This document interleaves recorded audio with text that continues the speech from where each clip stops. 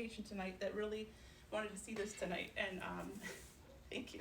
I'm trying to record it, but I'm no AV tech, so hi. So if everybody, if you haven't yet, if you get a chance, please sign in here. And there's 3 handouts on the table here, just an agenda, the minutes from our last meeting in January, and the current budget, just for everyone to take a look at. So we'll get started really quick. I want to mention really quick, you've probably seen me begging several times in several different media, but we need new people to step up for leadership in the PTA this upcoming school year. We are hoping to have our leadership board set in April. That's according to our bylaws when we need to have our new board set by. So we have at least 3 of our current board members who are leaving and aging out of Oakley Park. So we definitely have some spots to fill, and we are definitely looking for new voices. You know, we're kind of getting back into a more involved PTA in the school, and you know, I'm a big believer in it doesn't have to be done the way it's always been done just because that's the way it's always been done. So we would love to, you know, have some fresh looks at the way that things have been done in the past and how that fits with us going forward, because, you know, things aren't necessarily all the same anymore. So, but it's really fun. It doesn't mean you have to be here, you know, every day or once a week or once a month. It doesn't mean that you have to be here during the day. Our entire board, other than myself, works full-time outside the house, so they can make it work with their schedule. We're very flexible, accommodating, and we're happy to split up jobs or divide up positions if that makes it easier. There's lots of different ways to get involved. Please reach out if that's something that you're interested in. We would love to have you, and like I said, we're trying to get that set in the next month or so. Let's see. So for my update, I mentioned the bylaws. We need to technically, according to the Michigan PTA, update our bylaws every 3 years, and this is the 3rd year. So we need to provide a notice a month ahead of time that the bylaws are going to be presented for approval, and so this is your notice. They're coming. Mm-hmm. Still working on them, but they're coming. And, Jessica just stepped out, okay, Well, she was gonna go put a sign on the door. I wasn't sure if we had more customers. That's all right. All right, so if anyone got a copy of the minutes from the January meeting, just I'll give you a second to take a quick look at them. We need to have a motion, a second, and a vote to approve the minutes into our records. And this is from our meeting in January that was over Zoom. There is also a recording of it on our website if you care to go back and watch it. But so take a look. Does anyone have any changes, comments, questions? Motion? Go ahead. Yeah. I'll make a motion. Oh, thanks, Bobby Sue. Bobby Sue, motion to approve the January minutes. I'll second. Oh, thanks, Mrs. Froning. Kristen, seconds the motion. Okay, so all in favor of approving the January minutes as recorded? Aye. Aye. Any opposed? Okay, so the January minutes are official. And I'll skip over family events real quick on our agenda here. Jessica Waxman is our family events VP. She'll be back in a minute. For treasurer, Debbie couldn't make it tonight. She has a 5th grader, so she's at Walnut Creek. But everything is on track with our budget. We are still in great shape for the year, and we don't foresee any issues between now and the end of this year. We should be in a good place to start next year as well. Jessica, did you want to talk about Sure. Spring Fair? So we're going to have our Spring Fair in person this year. We're very excited once again to host it. It's going to be on Thursday, June 2nd. Traditionally, I think in the past it's been on a Friday night, but we're going to try a weekday night just to try to get more involvement. And it'll be outdoors with different games and silent auction. and bounce houses, and we're still working on the details. Of course, if anyone has any local businesses that you feel would want to donate something for the silent auction portion, we welcome that. We appreciate it so much. But we'll be working with the teachers again in the classrooms to have baskets donated from each classroom as well. Some more information to follow. We will need volunteers, and of course, any help is appreciated. Yeah, we definitely need lots of volunteers for that night, but it's a great opportunity if there's some older siblings in the house that they love to kind of run the carnival games and things like that. But you'll hear more about that before long for sure. Thank you very much. Is there any questions about Spring Fair? Yes. So for the classrooms, do you mean the grades, or do you want individual classrooms? So in the past, each individual classroom has been responsible for a raffle basket, and I know some teachers will just take donations from the kids, from each household, and then the teacher will create the basket. Some teachers like it if there's like a parent volunteer that makes the basket and they collect from each student. So we're really going to leave it up to the teachers. Okay. Would you be opposed to like a big, like 3rd grade, No. gigantic thing? So if they want to come together as a grade level too, To they'd be get something okay. bigger? Yeah, they want to Absolutely. like a cool new Bronco or something. That much. No, whatever works. We appreciate it all. Any other questions on Spring Fair for Jessica? Ms. Tubbs, do you have any updates for us? Anything you want to talk about? For teachers, yeah. No. No, but love you guys, snacks. guess what? If you are looking for some work and would love to substitute teach for us, just sign up at EduStaff, and we would love to have you guys come in and help substitute teach. Or if you know anyone that wants to be an ASD parent and work with me, I'm amazing. Just let them pass along that information. Great, thank you. Yeah, we did just, from the PTA, provide some more snacks and treats for the staff, last week, wasn't it? Yeah, the end of last week. So we're trying to just do that every couple months or so, just to remind them that we're thinking of them and supporting them, even though we're not in the building as much, and just give them a little pickup, keep things going, keep our kids happy. Mm-hmm. Mrs. Froning. Yeah. So kindergarten orientation. I'm so excited. It's a week from today, right here. So if you have neighbors, friends, or somebody that you just saw pull in with a U-Haul nearby, please go and make sure they know to attend.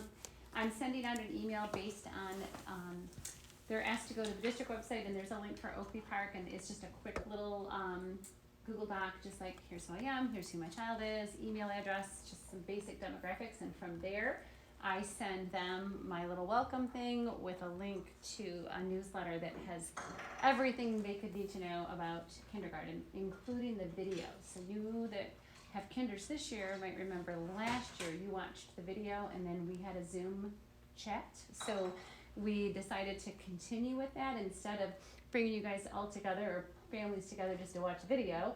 I ask you to watch the video in advance, and then the teachers and I are here to answer questions. So if you can kind of help pass that word, I'm going to send a blast out tomorrow with just that in it to our school community, because I know some things get a little lost in the update.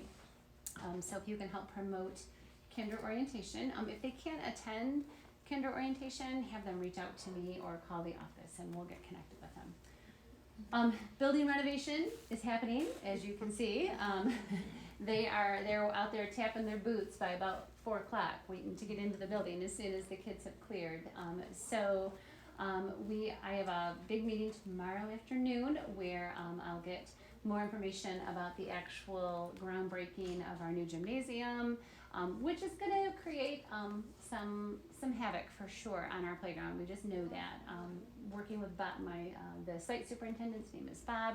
He's tremendous, very thoughtful about our kids, and he's a couple of times already he's thought of things that I hadn't even yet. So you'll see a lot of fencing going up.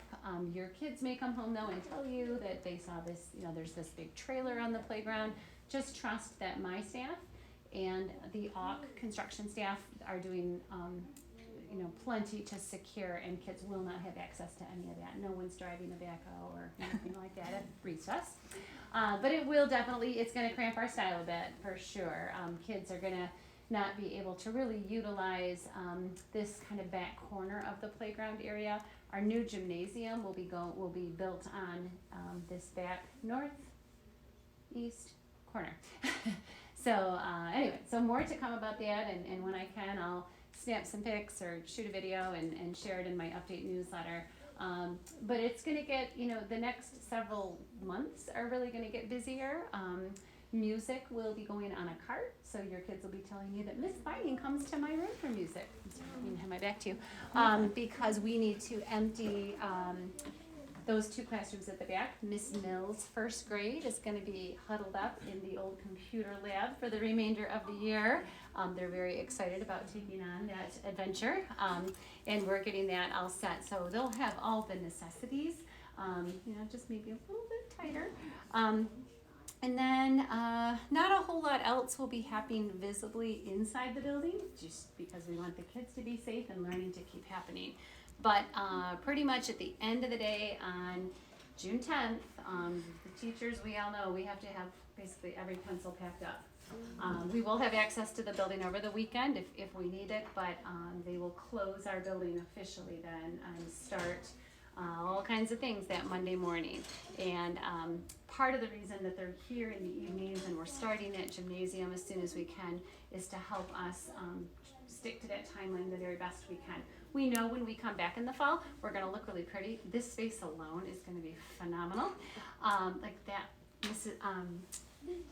Miss Schaefer's office is gonna be gone, and it's actually gonna be like a cute little like stage thing, and there'll be like seating, this cool couchy kinds of things here. There'll be a lot of technology. It's gonna be truly a state-of-the-art facility. But that just doesn't happen in a few months' time. If you've ever done a home project, you get your timeline, and then you get the next timeline, and then you get the next timeline after that. And we know we've already have a lot of challenges with shipping and whatnot. So we're gonna do our best to stay on schedule, but we'll be able to open on time first day of school. Classrooms will be ready, but we might still be adding a few little touch-ups here and there. So any questions about renovation? When is Miss Mills' class gonna go to the computer lab? We're not 100% sure. We're gonna leave them in their spot as long as we can. Okay. Yeah, because we just know that's best. But as soon as any major construction starts and we have steel beams and things like that swinging around, we are not gonna want to have learning happening in either the music room or Miss Mills' class. So yeah. Parking lot was a huge success today. We started our first double line experience. I don't know if any of you were a part of that, but it went really smoothly. We were done loading kids and I'll pick up by 3:46. We don't dismiss till 4. I'm just saying. But we know we had started dismissal earlier because we had so many challenges with canceled buses and COVID concerns and whatever else. So it was amazing that it went that quickly. So please, tell your friends and people, encourage them to use I'll Pick Up. We had 50 cars safely in the lot, 0 cars out on the street. When we started calling numbers, cars started rolling in a way that we never had a lineup on the street today. So it was amazing, super safe for you all, which was really one of my biggest concerns in moving forward with that adventure. But we really, really, really would encourage everyone to either use I'll Pick Up or the bus if it's available to you. And we know we've got a lot of families who choose us as a transfer or school of choice, and the bus is not an option. So just encourage you to use that. So, and feedback too, if you find yourself on the line and you notice some things that you think we could do that would make it any better, we would be open to that. Watchdog Dads are back in action.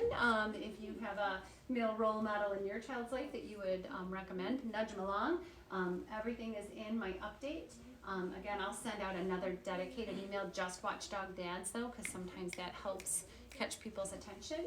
It's super simple. They just need to fill out criminal history background form, and then I do have a kind of a form of agreements of things that this simple but just honest, things that expectations we have of them and that they can expect of us.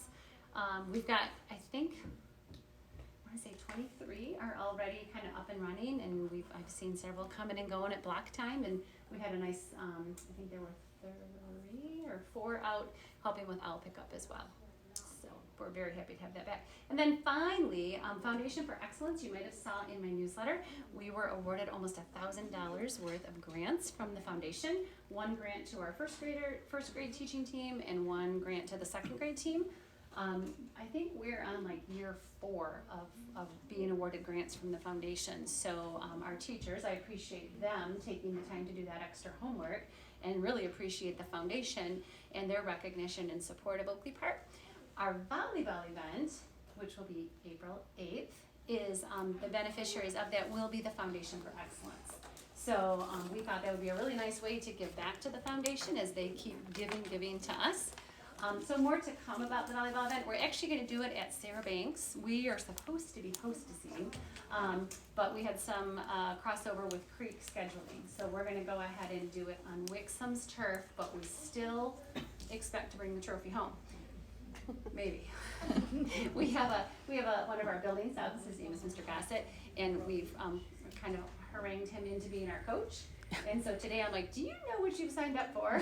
He's like, not exactly. I'm like, well, we're not exactly the most accomplished volleyball crew, but it'll be a lot of fun. And again, just so good to be together and to feel a little bit normal again, just like being here together tonight. So that's all I have. Any questions about anything I covered or didn't cover?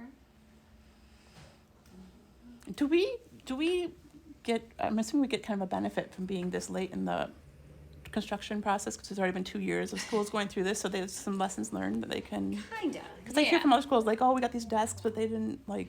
Yeah, so a lot of it is a standard package. So the district, when they bid it out 3-4 years ago, we had to bid the package. We don't have that flexibility because we are using taxpayer money to go back and to rebid and to really change a whole lot in terms of expenses. But we certainly are really thoughtful about what works and what doesn't. Mm-hmm. So I know there's been a few furniture changes in classroom environments, very, very minor. But overall, we'll be the beneficiaries only because they know a lot more about timeline and about challenges. So one of the biggest challenges here is the majority of our building is a metal ceiling. So you might notice when you go out, we have a very industrial look going. It's unavoidable. If they took down our metal ceiling, we only have about a 2-inch pass-through before you hit that next ceiling surface. So they couldn't even take it down, tuck the pipes up there, and put the ceiling back up. It wouldn't even work that way. So some of those kinds of things, they waited on us till the 3rd round because they knew that was a challenge. But also just other things that they've run into buildings that are already finished. So yeah, good question though. All right, that is all. As always, reach out. Was there something? Yep, go ahead. Oakley? Oh, she's so cute. I just love her. So she's doing really well. I don't know if you're on Facebook, but there is a Facebook page. So the Walled Lake Pals, is that what they call it? Our site. You can see what's happening, and then you can also go a little deeper in there, and you can connect right to the training. So her trainer has his own page as well, Fred. I'll look it up while I'm sitting here. So he posts a lot more about Oakley than what we see on the district page. Oakley and Willow, who is headed to Keith, and Bodie, who is headed to St. Pat's in Brighton. They're from the same litter. So they're all kind of trekking along the same path. For a little while, I was feeling jealous because there was a lot of Bodie on the website. And I was like, why aren't you showing Oakley? She's pretty great. But I did see a post recently that they were really proud. She's really taking on cues and prompts, and they feel she's going to be ready to join us in the fall. So the sooner the better, I think. But yeah, so I'll keep you all posted. Mrs. Jennery is going to be the host family for Oakley, which means Oakley will go home with Darcy every night and come back to school every day. People like Laura and I can get in on it though, because if we go through just a simple training, we're able to have Oakley, we can take her to events. So Laura might sign her out and bring her to a PTA event, and then Oakley can even go home and get a little siesta at the tubs. So we look forward to having her a real active part of our school environment. So And soon, like I say, sooner than later. I think it's so, your kids, you know, it was like such a big, like, oh, we have a dog and we're naming her, and where is she? It's like waiting on paint to dry. But she'll be here in the fall, and I'll keep you guys posted. Mrs. Jennery and I, when we go, we'll shoot a little video, I thought, and have a little fun with that, so we can post it for you guys to show your kids. Okay, thank you. Great. All right, thanks. Thank very you. much. Okay, let me just run through these last few things quickly so we can get to our speaker. The Reflections program that's run nationally through the PTA is coming to a close now. We have a celebration district-wide in 2 weeks on the 21st, and we have 6 artists from Oakley Park who are recognized at the district level and be celebrated that evening, so we're really looking forward to that. Family bingo, if you participated, it was a lot of fun. It went really well.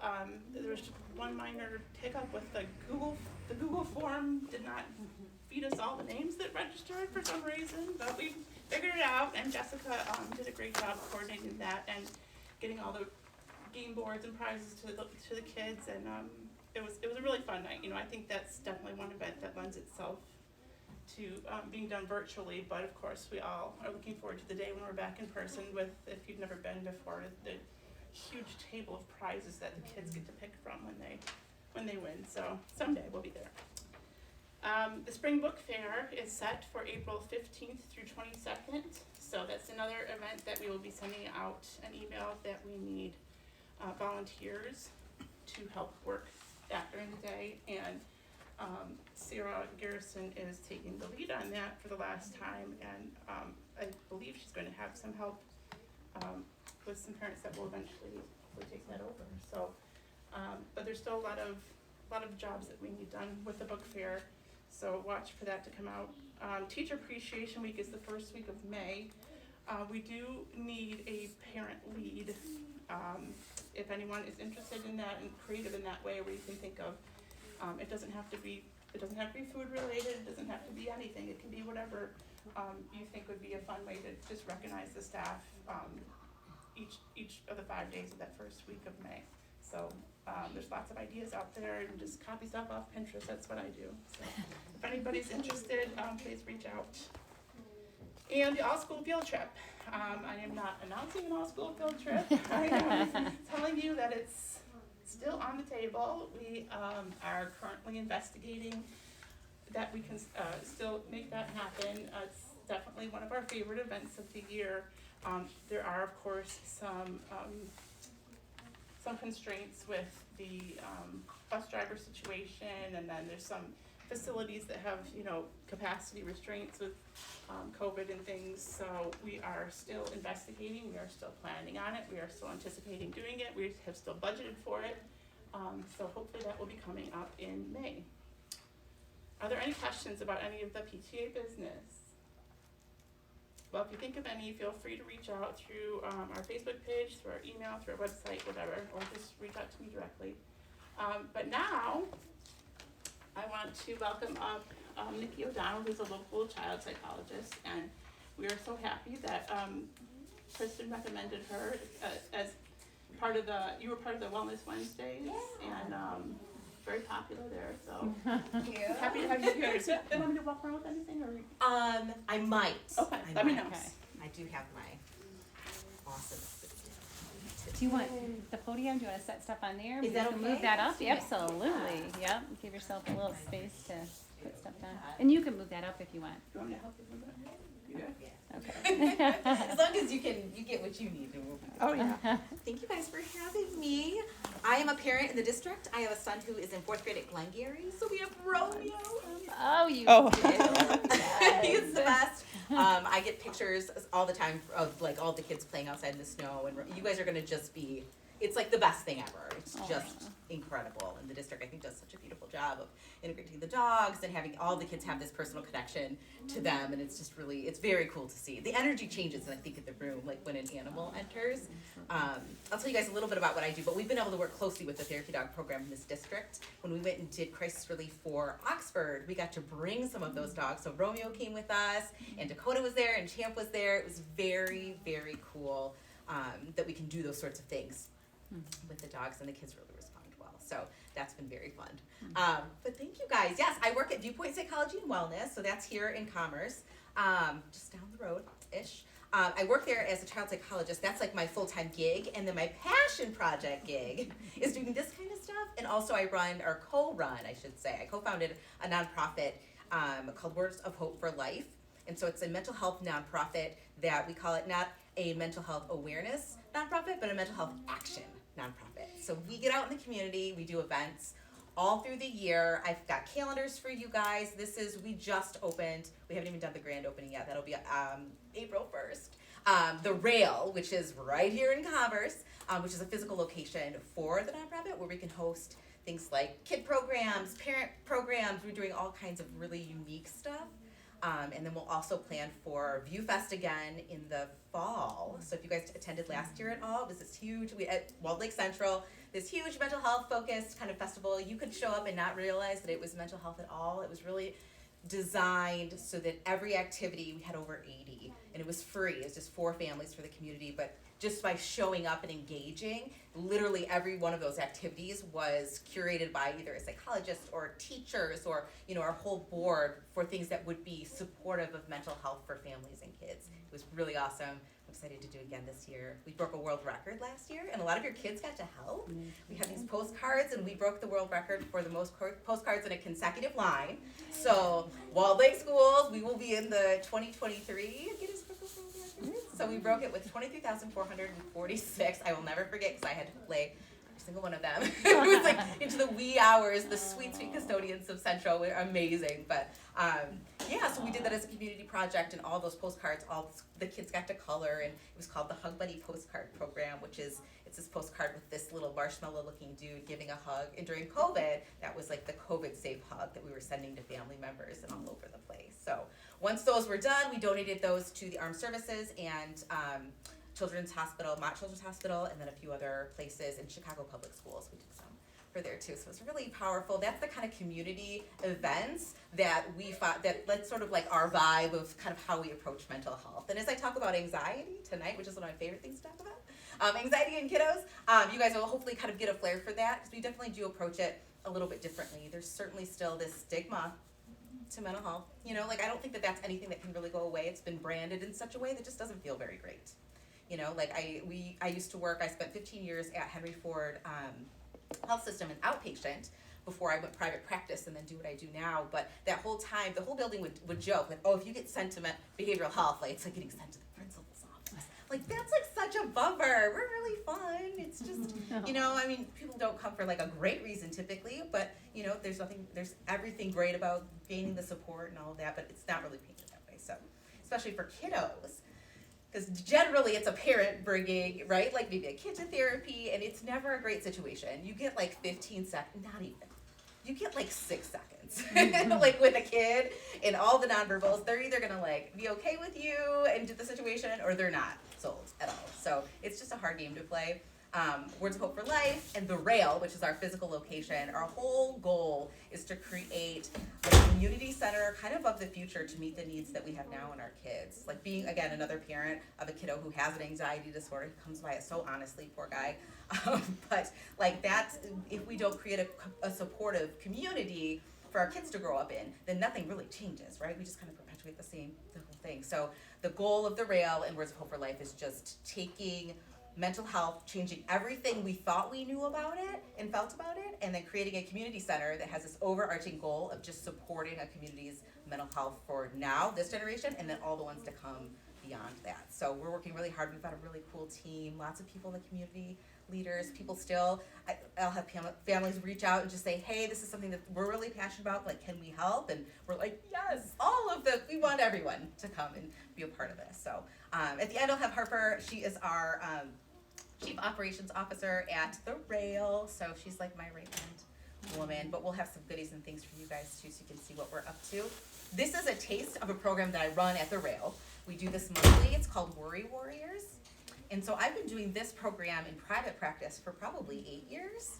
It's a program that I wrote. It's one that that our clinic uses, and we just find that it's really well adapted to different age groups. I've done it for middle school, and then I've done it for elementary schools, and yeah, I think it just those needs. Really, we're trying to look at anxiety, particularly in children, in a different way, because these kids are growing up in a situation that's so different than any of us had, right? Like even just the technology piece, you know, like the way that kids are responding to their environment is different than any of us did, because really we're growing up in such a different time, access different things. You know, my 4-year-old can use Zoom. Like that's like blowing my mind. She'll be in kindergarten in the fall. I can't even. But she's ready. She's excited. She'll have 1 year with her brother. He'll be in 5th, and she'll be in kindergarten. But because of that, right, we sort of have to look to meet needs in a different way. Anxiety in kiddos, I tell you what, in 17 years doing this work, the kinds of kids that I'm seeing, and when I'm out in the community doing programs, the things that I'm hearing from parents are very different than I've heard in the past 2 or 3 years. You know, this looks different, this feels different. It's the first time that helping professionals and nurses and parents, and we're all going through the same thing and trying to help each other while we're all going through the same thing. Like that's not, it's like drowning and like you're trying to save the person next to you, and it's just hard to be a human right now, I think, particularly to be a parent and try to, you know, guide and sort of be the flight attendant and just keep passing out the peanuts, right? Like, it's fine, we're all great, you know, they all look to us as the parent to, you know, see if things are cool. So it just definitely does look a little bit different. I'll talk a little bit, and Harper's handing out, is this the Worry Warrior one? Yeah, I kind of messed up and I only have one left, so. It's fine. We have plenty, and I also have the share. digital copies that, How many do you need? Jessica, I'll send to you, so you have all of this digital, and you You guys can. want copies? Sure, yeah, we can send it out. Coming, right? Thanks, Laura. So, so this is the word. We'll go through some of this. You don't have to go through it just yet. Like I said, this is a snippet from a program that we run one Saturday a month, and it's a drop-in. Your kids can come and they can do artsy activities with Harper on the back, and then we do our parent thing and drink coffee, and it's really amazing.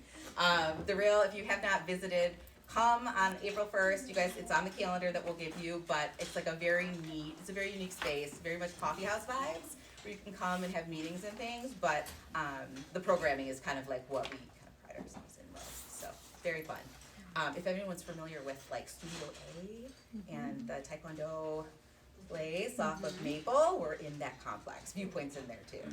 Just so happened to be, because the building manager is amazing. We actually took an old vape shop that was back there, and we literally a lab that they were making the chemicals. So that whole thing was disgusting. But all the teenagers I mentor with the Youth Action Board for the Lake Area Community Coalition, they think that is amazing. So they see the lab and they're like, because it looks so different. I mean, it looks like a living room now, and then there's a funky wall, and they're just like, there's no way it was a vape shop. We're like, let me show you pictures. And there's still the lab with the hermetically sealed door where you have to pass it's just very cool.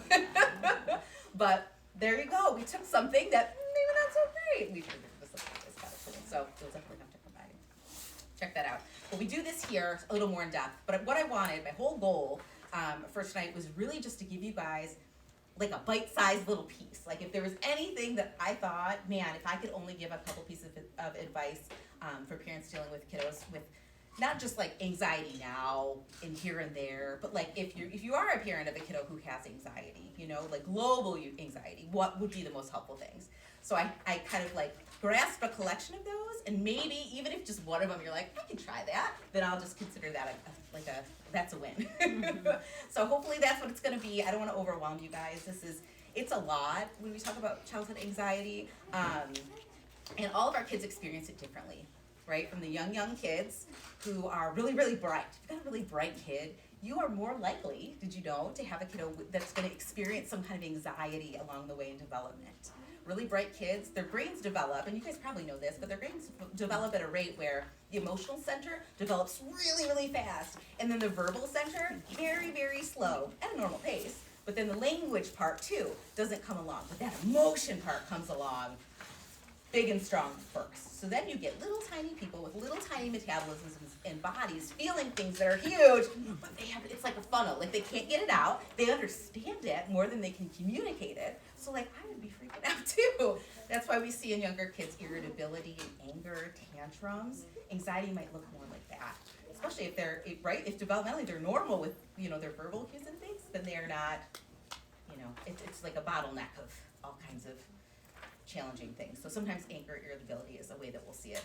Disruption in sleep is another common one. We'll talk a little bit about like the stress hormone that's happening in not just kiddos, but like in all of people when we experience anxiety. But yeah, kids obviously have little bodies and little systems, so they experience it a lot differently than we would. So in addition to the typical how you would think of anxiety with, I'm worried about something, my stomach hurts, I have a headache, fears, phobias, right? Like we all kind of think of that when we associate it with anxiety, but there's a lot more under the radar, especially now, that kids can't really communicate because they're feeling something that they don't understand and is new, right? Even not having masks, right? In school, like that was interesting because while a lot of kids, like my kids, I said really didn't care. It was just having to be at school. It's like whatever, I can get cool designs and it's fine. But my daughter, I took her back. She's in a Young Fives pre-K program.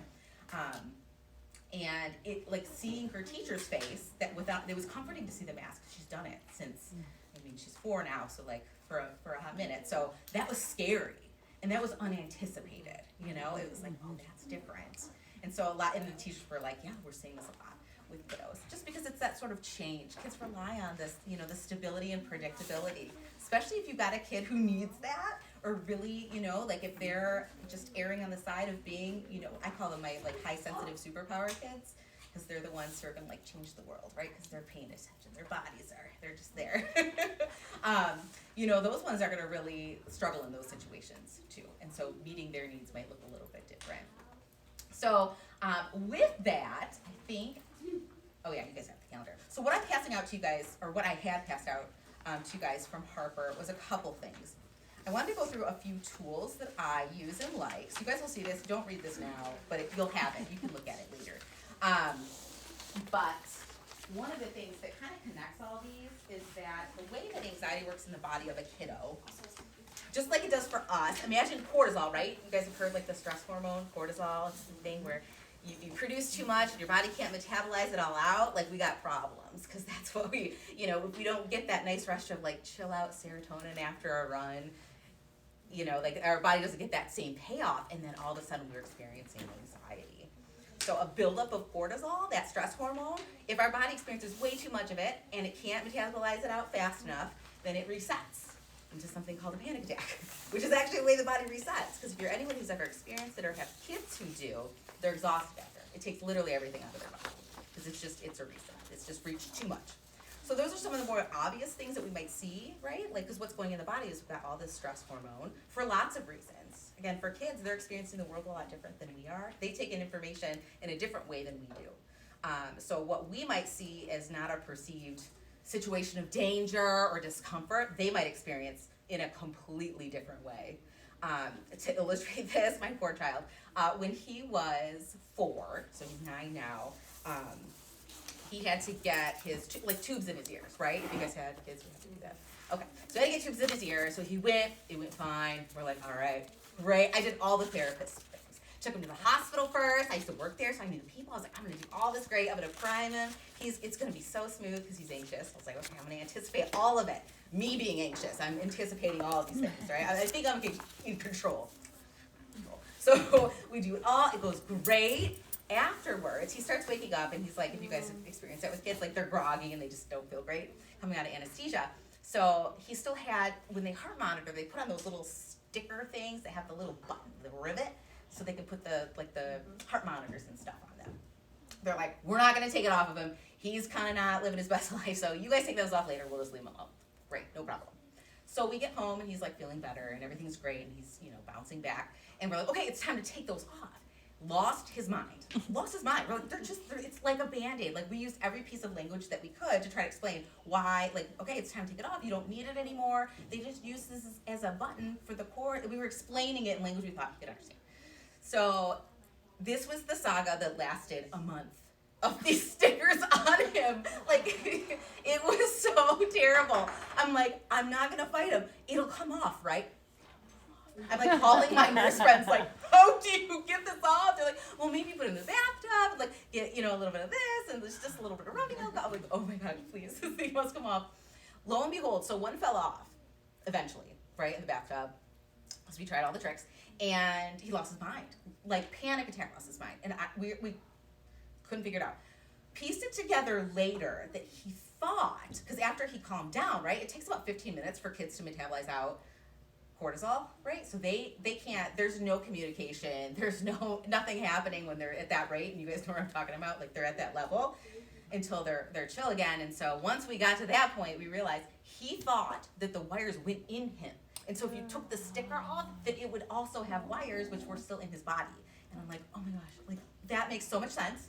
And I would never have thought that that's what you were thinking in your tiny little body with your little tiny brain. I just could not. So it was a lesson learned, right? But like it really, I think, does illustrate that kids are experiencing this world in a different way than we are. When we hear a fire alarm, we think this is probably, oh, maybe it's a practice drill, or maybe they have, like something's going on. It's kind of, whatever. I didn't hear anything about it, but it's probably fine. We don't immediately go to the building is absolutely positively on fire, regardless of the circumstance. But kids' brains, they start learning early that means fire. So then for them, there's no like breakdown of logic that happens for some kids.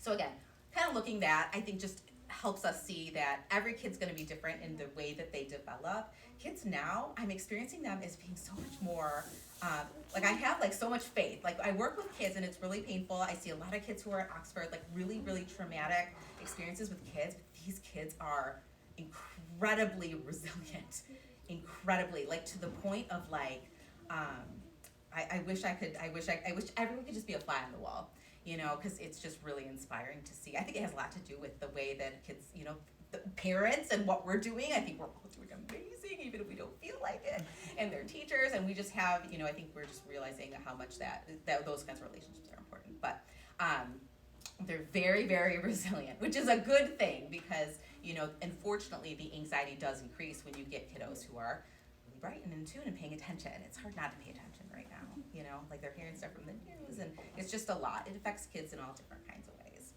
So as parents, we're like left with the like, well, what do I do? Especially if I think I have a kid who's kind of anxious, or maybe, oh wow, they've been throwing tantrums and like I wasn't really sure what it was about. Could be anxiety, I'm not really sure. In general, big emotions for kids can come out all kinds of ways. And anxiety is a number one culprit for a lot of things in young kiddos. Not often is it like, well, they're just being mean because they're just awful humans. That's like not ever, I don't ever see that being the case.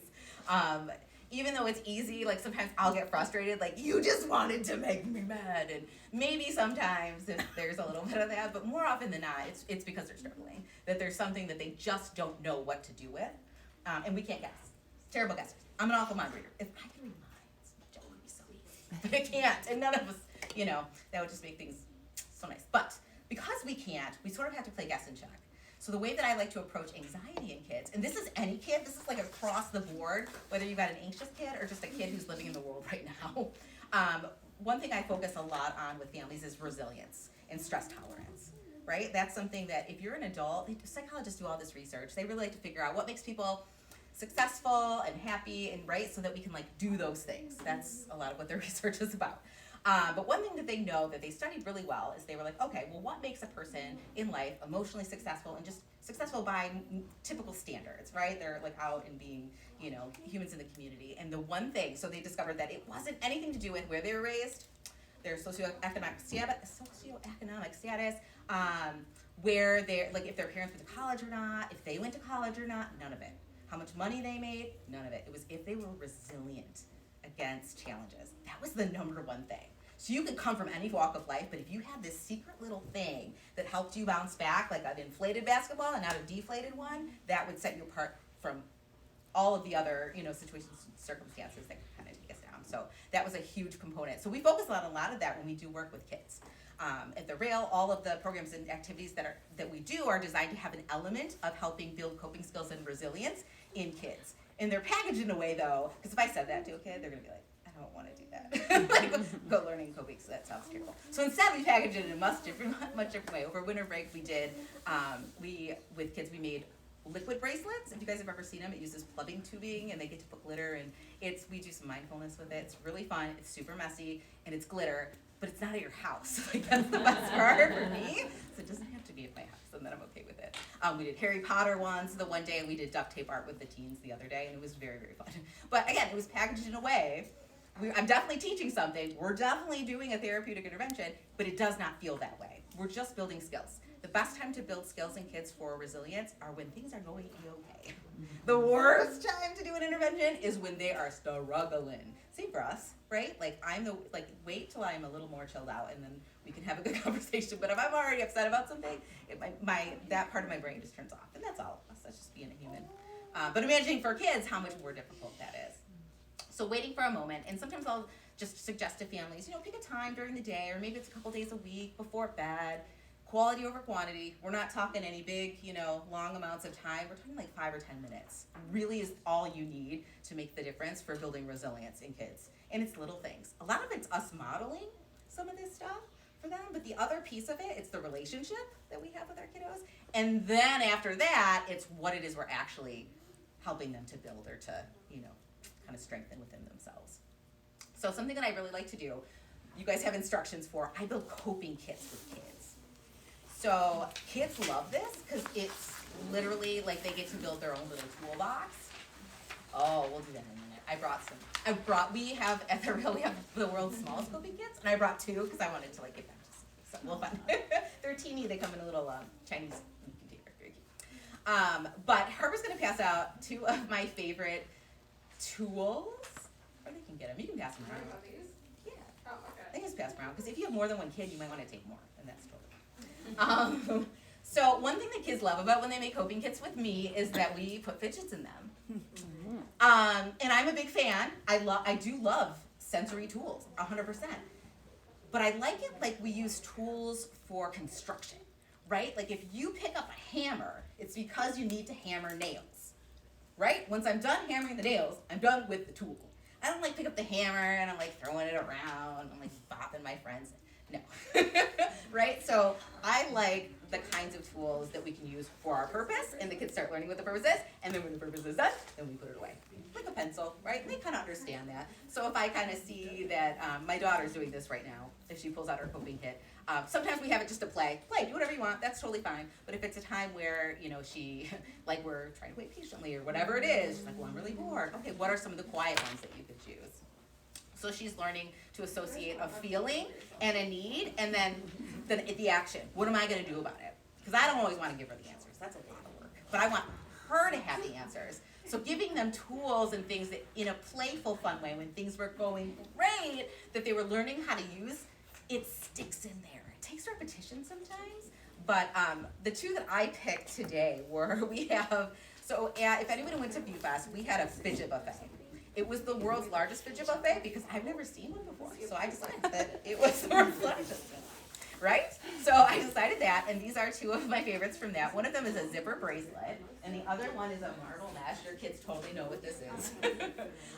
But these are the more quiet ones, so I decided that those would be really great. Pop tubes, not my favorite. If you swing them around, it's really loud. But kids like these ones because they're fun, because you can wear it, because it's not very distracting. We have acupressure rings that are really fun, not for real younger kids, but for my middle schoolers and things. Those ones are kind of neat and discreet too. Does I think Elsie? they're super cool. They do too. Some kids, yeah, that's true. It's my daughter and her friend. Aw. Yes, they get to come. They come with us to work. Help us organize. But these are neat things that if we're communicating to a kid, okay, we're gonna build a coping kit.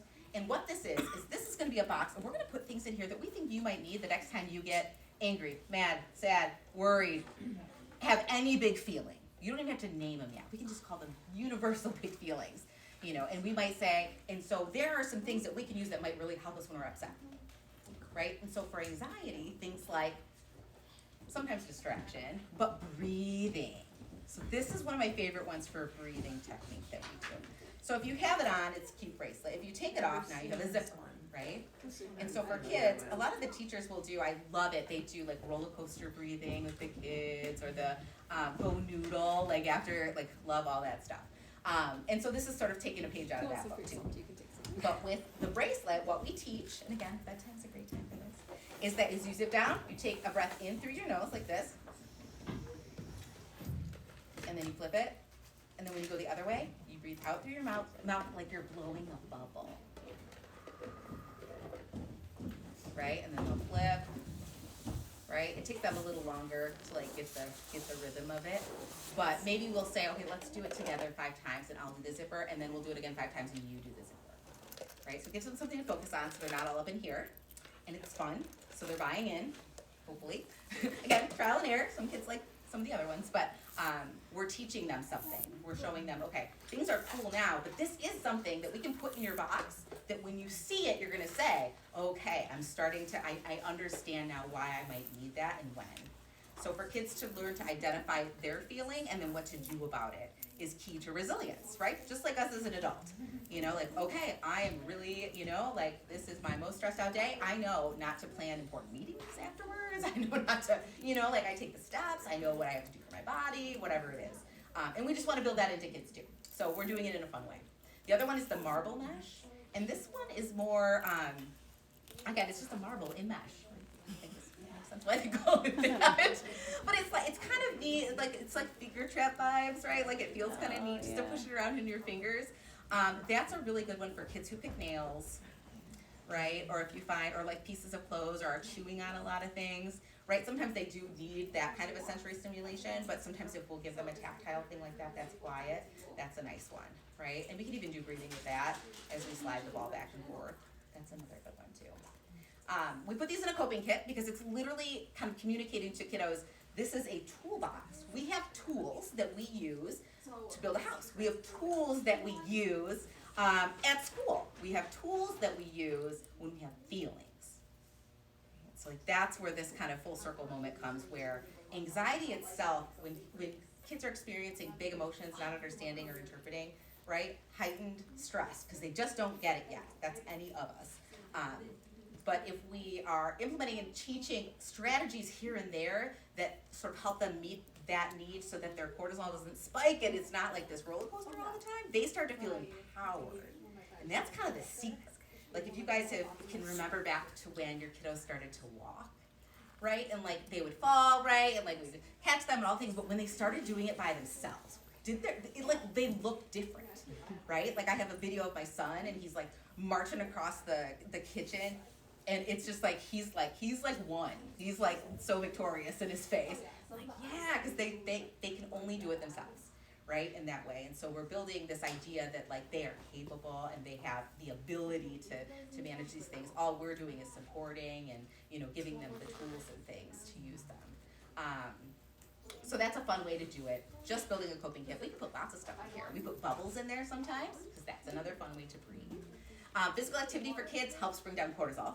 So sometimes, if you get a kiddo that's spiraling, just can't get them out, then we abandon all ship, right? Whatever we were talking about, abandon for right now. And because their brains aren't fully developed till they're 25, right? If you guys didn't know this, the front part that manages emotions, that part doesn't develop until they're 25. But the emotional part is going to be fully developed by the time that they're 10. So that it's like having like an 8-year-old drive a car. It's not great. Like they're not making all the right choices here because they just don't know. They don't have it all together just yet. But when kids, so knowing that they're not, you know, capable of that all of the time, we can kind of temper our expectation for them. If they're really spiraling, because that's not fully developed yet, we can be like, hey, how many of those things are over there? Can you count them? Some kids will be like, enough to shake them just a little bit, to derail the thoughts, the cycle, the whole thing, then all of a sudden their brain will start to transition, right? Not all the time, but sometimes that'll work. In other times that it won't, then we might do a physical thing. Hey, let's race to the car. Let's do 14 jumping jacks. This is just too much. Let's turn on some music. If they're in a moment where they can still you can still engage with them or they like the distraction, go with it. Because what you're trying to do is you're trying to force serotonin into their bodies so they chill out a little bit more. It's not like a surefire way, but knowing that I think is really helpful too. Because it's hard. It is really hard to parent in general. But like today and now, like I am with all of you on that. It is really challenging. And again, because developmentally they're reaching different stages all at different times. You know, what works right now might not work again in like 2 months, and we sort of have to adapt. But if we're coming from a place of skill building with kiddos and tool giving, that's the thing that makes the difference. It's like when they master something at school, right? And they no longer need your help for it. Like how awesome that feels. It's like, you got it, man. Like you got this. It's a great feeling for them, and it feels really nice for us too, because then we're off the hook. Because eventually they have to go and exist in the world as a human, right? Like outside of us, which is hard. But little things like this communicate to them that they have the ability to get through that. Anxiety is combated when we give solutions, when we give actions, right? The worst thing we can do when we're anxious is just sort of let it marinate in there. It's like a rocking chair, like it gives you something to do, but you don't go anywhere, you know? And it is, it's really difficult, I think, sometimes to even get ourselves out of that, kind of that cycle. But as far as our kiddos go and just supporting every day to day, these are just some things that I think anybody could benefit from, any kid, even not an anxious kid, right? I think I need to practice these as frequently as possible, you know, and a lot of that, you know, our kids are looking, the very best thing, aside from building coping kits and doing these fun things and coming to all the fun things we do with the rail, beyond that, taking care of ourselves is the number one thing you can do for your kids and their anxiety. The number one thing is taking care of you. And we don't have time for it, right? Like, don't we end up last a lot? Yeah.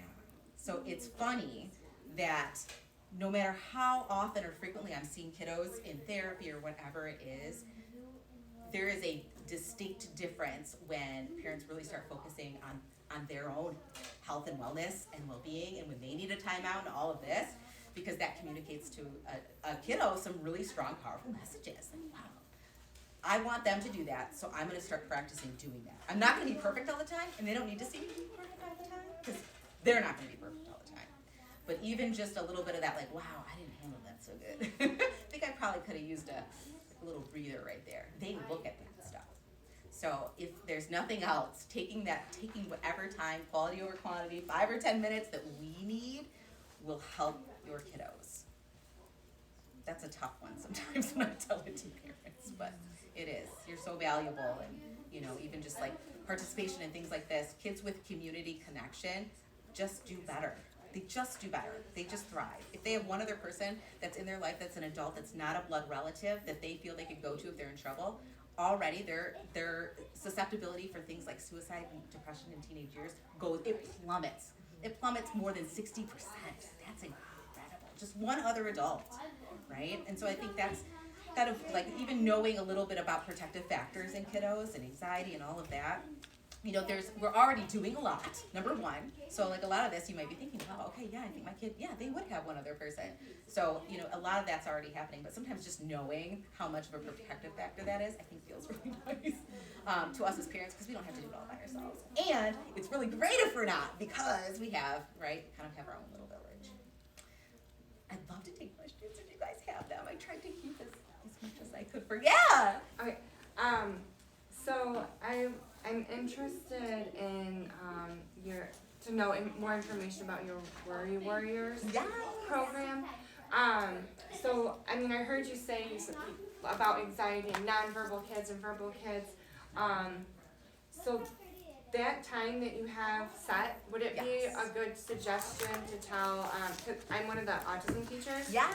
Would it be appropriate for me to suggest to parents and their children that might be something that they should check out, or is that not exactly where you want to reach to? So, absolutely, and also, what I think the way that we're going to approach it, right now we have it as once a month, just because we haven't done a grand opening, and so we haven't been able to gauge yet the need. Mm-hmm. The goal, my dream for it, is that we would have separate sections throughout the day. We usually do them on the weekends or in the evenings to meet certain populations. So obviously the things that I do with the older, like parents of older kids and younger kids look different. So we'll start pairing and figuring out where the need is greatest. And then that's something we absolutely want to do. Actually, probably at this point, there was one point where my clientele was 70% on the spectrum kiddos and just really high functioning, all that kind of good stuff, social skills.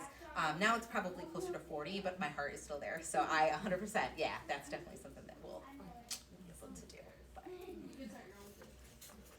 You guys are seeing the March and the April activity flyer for the rail. The website's got everything on there. They do registration. There's all kinds of cool stuff going on. Not just run by us, but like community members who have something they want to share. So for example, we have a couple that live in the community that are running, they did the research for, we just helped and supported therapeutically in the way that we knew we could, for them to run a pet grief group for all ages. Once a Saturday a month, yeah, so like really unique kind of different things, but this is coming from our community and meeting the needs that are actually there, coming from the people who are actually living there, rather than us just trying to guess, right? As a person who also lives and works here, like that's, I think, the best way to design a community center is to try to figure out what the need really is and then find the people and the places. There's a lot of cool things happening. I'm connected in because I do all this stuff and work in mental health, but not everybody is. So like, how does one person know that this person over here has a connection right there that could really help them? So we want to create a place where we can have that happen. And that's like sort of a magic there, I think, within parent communities and yeah, just in general, I think. But yeah, so that's a little bit of what's on there. Some of it's run by us, like I said. Others are community members. So if you're a person who's like, I've always wanted to teach a class in blah, blah, blah, you know, it's very likely something that in some way either supports a population of the community, which benefits mental health, or directly or indirectly supports mental health, but it all kind of connects. So, yeah, definitely think about that, because that's something that we definitely are. We're just little tiny babies. We've been doing this work for a long time, but we didn't transfer into a 501c3 until the beginning of this year. So now we can qualify for all the stuff that'll let us do really good things. So. What's a 501? Oh, sorry, a nonprofit, like a federal. Okay. Yep. Like you can go to Amazon Smile and we'll link to it. Sorry, I've been living that world for a minute. Yeah. Can you talk a little bit about what, like the event on the 26th, like what that looks like? Like it says that it's a parent program, but kids are welcome. Yes. So what does that event look like? Yeah, so this will be with me. This will be the first session. It'll be specific, we'll kind of zero in on different parts of childhood anxiety based on the people who are there. We'll do like I'll call everybody and say like, hey, like what's the main thing, just so I can kind of curate that. But parents we'll meet in one section of the rail, and kiddos will have the opportunity to be in the back where in the lab, you see the lab, doing some activities in there. So we'll have all of our canvases out in the paint, and we'll have a couple different adult supervisors and stuff there, so kids can kind of be in and out. It's not realistic all the time to be able to get a babysitter. I can't. So the kids are usually with me, but just to have something that will occupy them. You don't have to, but if parents need to bring their kids, they could. We have snacks and stuff. Yeah. I know you mentioned kind of off the cuff a couple things that were red flags for children experiencing anxiety, the frustration, or maybe sleep pattern. Are there any other ones that you can think of off the top of your head? Yeah, so depending on the kind of kiddo and the age, some kids will do, and this is more of more obvious one, perseverating. So like hyper focusing on one thing and like cannot get off that one thing. I see lots of nods. Yes, think about like that little tiny brain's need for control. Yes. Or they'll keep bringing it up. Mom, can I? Yes, that's another good one for sure. Because again, some of that's even just stress tolerance, I think. But all of that kind of like, they're all friends with anxiety. So that's another good one. So we get a lot of, this surprises people sometimes, a lot of referrals from gastro, like the gastrointestinal docs, thinking that there's something going on metabolically or whatever in the gut, and there, lo and behold, there's a connection to anxiety. Sometimes it's chicken or the egg, but if we rule out the gastro stuff, sometimes when we're working together, we're like, ooh, but cortisol is toxic at high levels, and your poor little kiddo is just, really struggling with that. Different things to kind of just keep on the radar too. We talk more about this in Worry Warriors, but things like, so my friend she is one of our psychiatrists at Viewpoint, she comes in and talks about different things that she looks for, things like low vitamin D levels in kids and mild dehydration look like anxiety disorders, even though they're not. So things like that. Magnesium is another one that sometimes, and these are easy things that with a doctor or a psychiatrist or something you guys can identify, but also with trial and error, because thankfully those are things that with like a doc or somebody in your kiddo's healthcare, situation that they could kind of help you with and give suggestions for. We'll do that a lot with like supplementing for kiddos. Magnesium is just like, that's the easiest one probably.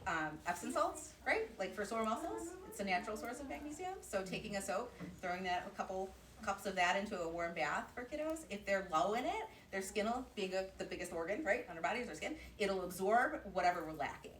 So for kiddos, you see, it's kind of a fun experiment, but if they're really chilled out afterwards, after about 10 or 15 minutes, just kind of chilling out, playing in the bathtub with the Epsom salts, you'll know that they were probably low in magnesium because now they're having the response of the chill out awesomeness. Same thing for us, really.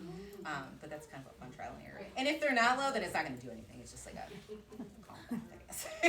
It'll be clean. Yeah, but that's a good question. Yeah, because it really does. There are all kinds of different things that sort of show up in a different flavor. And for a lot of parents, parents are really intuitive to their kids, you know? So like for most of us, I think it's usually the case. If I'm like, Mom, what do you think's going on? She's usually right. Like, it's like, yeah, that is exactly what I'm seeing. You're right. You know, so if you do have that feeling, like, you're probably right.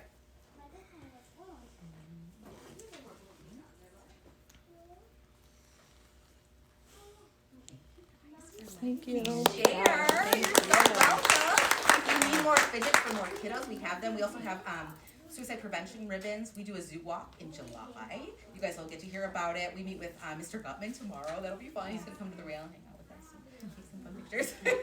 We've had Champ and Dakota there too, not Rome yet. But yes, you guys feel free to take those. And then the calendars and things website, we've got cards back there too. And then our little dude, so I'll give those away to somebody, but there is like this little stuffed furry guy. We call him our Muat. He's like up on the shelf, but he's mentally unstable on the table. And he yeah, so we do some really funky, fun ways. Because we aren't grant funded yet, we do things like that. So we have like this whole collection of kiddo curated creatures that are called Muats.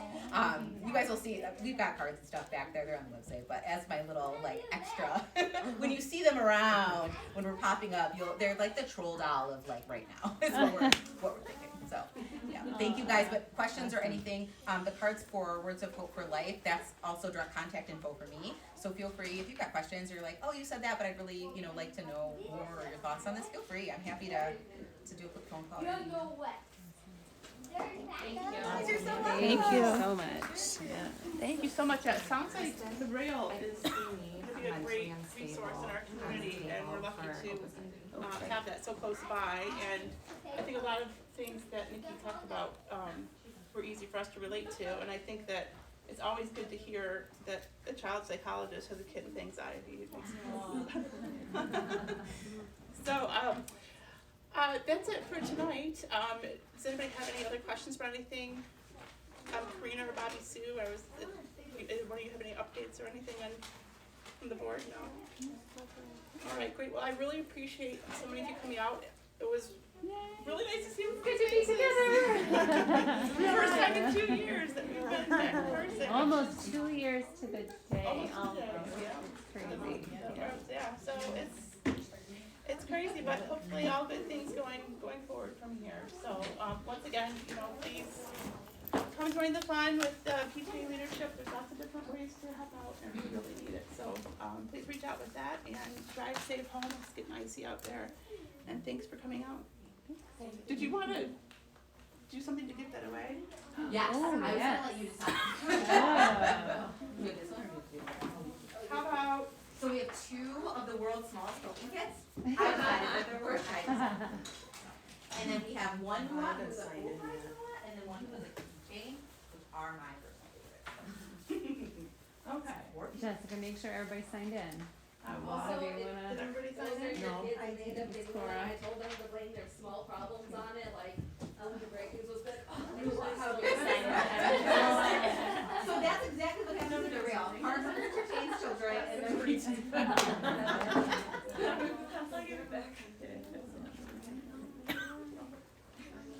He's wearing Converse shoes. Oh.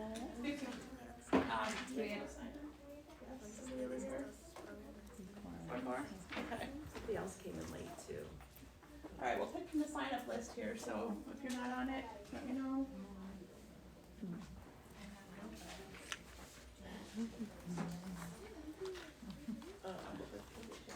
I'll do my email later.